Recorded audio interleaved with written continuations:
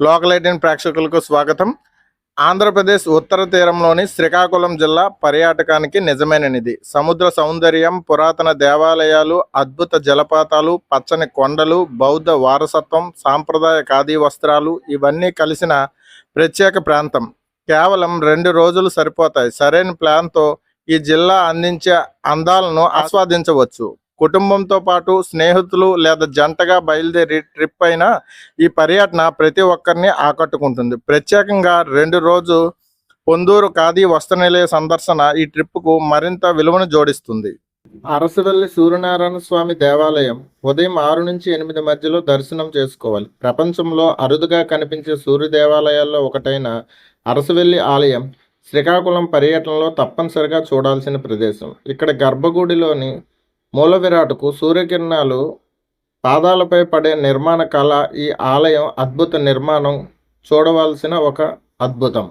తరువాత శ్రీకూర్మనాథస్వామి ఆలయం. విశిష్టమైన కూర్మ అవతారానికి అంకితమైన ఈ దేవాలయం శిల్పకళ 2 ధ్వజస్తంభాలు గల ఏకైక దేవాలయం.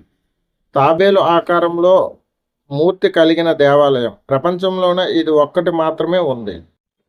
మధ్యాహ్న భోజనం అనంతరం సాలిహొండ బౌద్ధ స్థలాన్ని దర్శించవచ్చును. బౌద్ధ ధర్మం వైభవాన్ని తెలియజేసే పురాతన స్తూపాలు, విగ్రహాలు, కొండపై నుంచి కనిపించే వంశధార నది అందాలు మరియు కాళీయమర్దన వేణుగోపాల స్వామి ఆలయం కూడా ఈ సాలిహొండం కొండపైన ఉంది. ఇక్కడ కృష్ణుడు కాళీ అనే పాము తలపై ఉగ్ర రూపంలో ఉన్నట్టుగా దర్శనమిస్తాడు.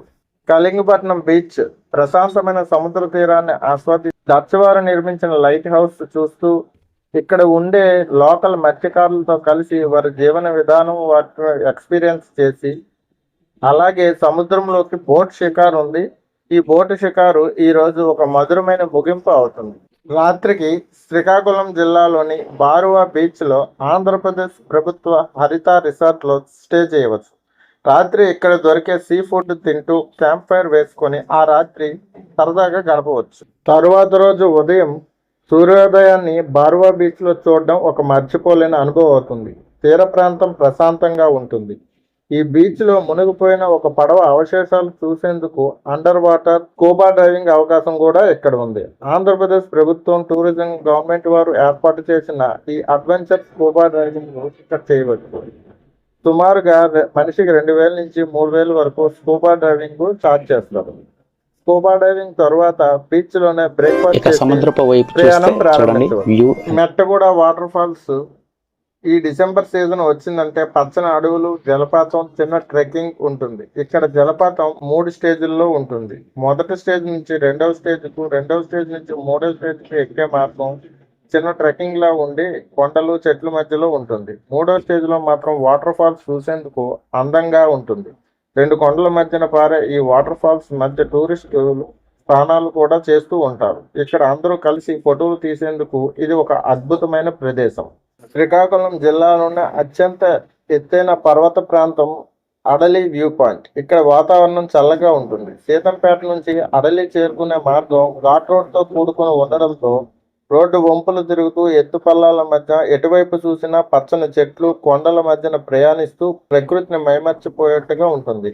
సీతంపేటలో భోజనం ముగించాక సాయంత్రానికి పొందూరు ఖాదీ వస్త్ర నిలయానికి చేరుకుంటాం. సాంప్రదాయ కళా ప్రపంచం శ్రీకాకుళం పర్యటనలో అత్యంత ప్రత్యేకమైన భాగం పొందూరు ఖాదీ షాపింగ్. పొందూరు ఖాదీ భారతదేశంలోనే ప్రసిద్ధి చెందిన చేనేత నూలు. ఇక్కడ లభించే చీరలు, పంచెలు, దుస్తులు పూర్తిగా సహజమైన పత్తితో, నూలు చక్రంతో, కళాకారుల చేతి పనితో తయారవుతాయి. ఈ వస్త్రాలు మన్నిక, నాణ్యత, సాంప్రదాయ విలువలకు ప్రసిద్ధి. షాపుల్లో నడుస్తున్నప్పుడు కళాకారు కృషి అన్ని మనస్సును ఆకట్టుకుంటాయి. ఇక్కడ కొనే ప్రతి వస్త్రం ఒక కళాకారుడికి ప్రోత్సాహం కూడా అవుతుంది.